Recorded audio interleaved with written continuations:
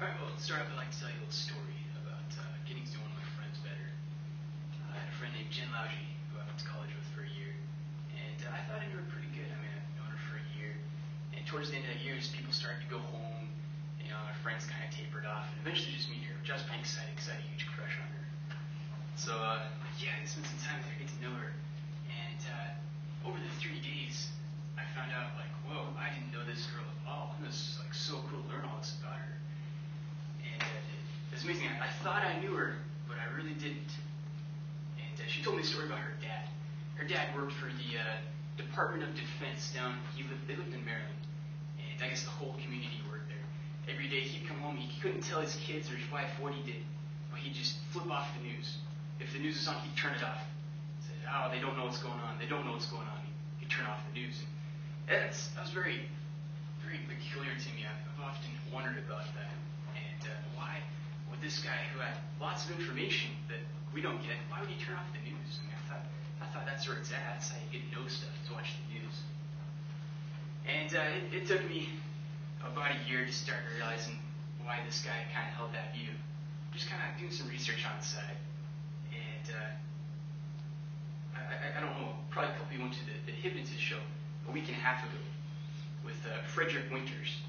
And a very entertaining show. Tyler was in it. I mean, it was a blast. So what he did is he told us that a hypnotist only can suggest things to you.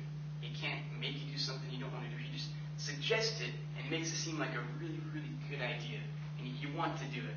And what I'd like to propose today is that the media suggests things to us. And that their view that they want us to hold, that they're trying to suggest to us, isn't necessarily the one that's correct. And I'd like to go over the local media, the national media, and then international media as the 3 steps of media. All right, first off, I would like you to think in your minds of a personal experience of something that an event you went to, maybe a speech or debate meet, a track meet, where you were there and the media wasn't. They just kind of walked by and reported on it. And you went home and you realized that they reported on it inaccurately, or with a little bias or something. I'm sure if you can think of it, there's probably at least one example in your personal life where that happened. One example locally of some interesting media activity was the big scandal with like the nude pictures on email with the county attorney and the Riverton mayor. And what the media did is they attacked the county attorney. I mean, this guy was just totally evil. It was his fault. But another side of the story you probably didn't get to hear, that they didn't want to suggest to you, is that there is kind of some bad blood between those two men. That the mayor actually kind of got in a little trouble with the attorney because he kind of made an agreement with the reservation that said, oh, Riverton's inside the reservation. The attorney's like, you probably shouldn't say that, and kind of a little dispute between them because of that. So, just kind of some bias of the media that they don't tell you. They tell you one side, but not the other side of the story. Moving on to the national media, I like to cite a specific example of AIG. I'm sure that many of you have heard this in the media before. I mean, they really got attacked. There's a lot of flack. What happened is the executives got $165 million in bonuses. I wish I was an executive there. And what happened is the media really attacked them with a lot of flack. I turned on the news and it was like on every channel, AIG, and AIG sucks, and AIG's terrible, and terrible stuff. But what you probably didn't know is that was only 10%. That was like 9.5% of the total money AIG got. So if they got $165 million, that's like 10%. That's like $170 billion they got. That's a ton of money. And they didn't tell you that. You know, some people, if you find some alternative media, they'll point out that, you know, this is a good strategy. What you do is AIG, they need some leadership. They need some good, strong leaders. If you give a lot of money, it attracts more people to be leaders there. It's something they really needed. Another thing the media didn't tell you is that ex post facto, which means after the fact in Latin.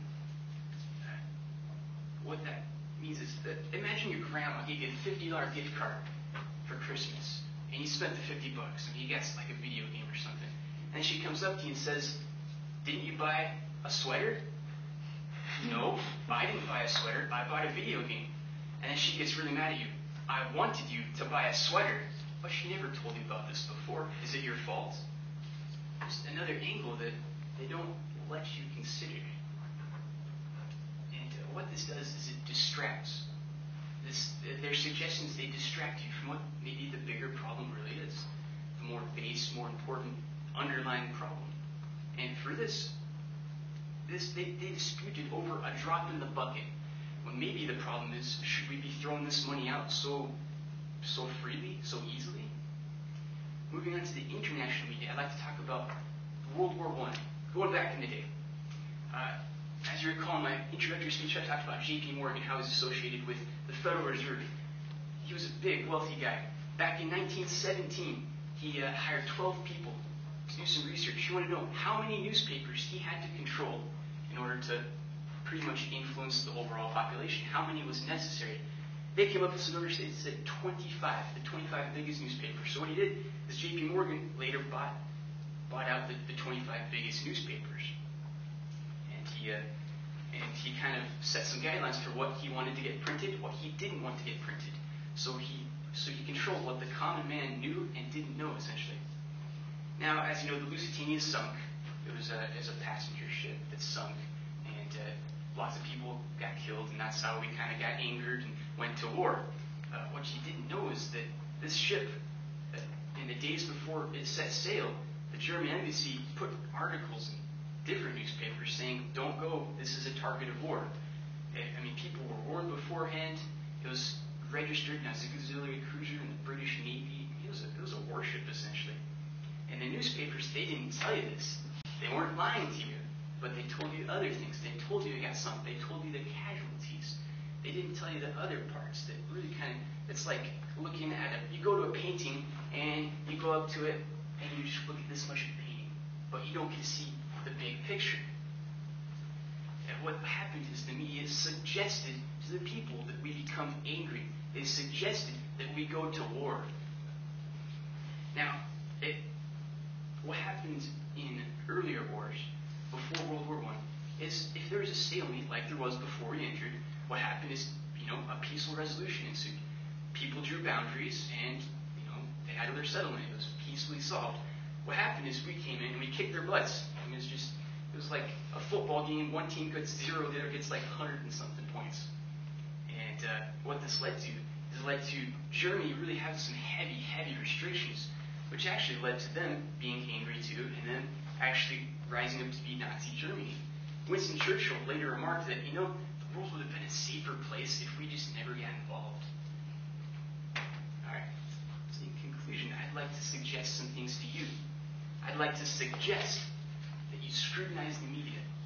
I'd like to suggest that you obtain it from multiple different sources, not just one, not just 2 or 3 big name brands. Go and look for some smaller ones too, some more obscure ones, some that have a different angle on them. I like to suggest that you look for ulterior motives. The real power in the news isn't the money they make from selling newspapers. It's the influence they have on voters. It's the suggestions that they make. That's where the real power is. The money they make is nothing compared to the power they have. I suggest to you that there is always another side of the story. There's always another angle. And I would like to finish with a quote by Mark Twain. If you don't read the newspaper, you are uninformed. If you do read the newspaper, you are misinformed.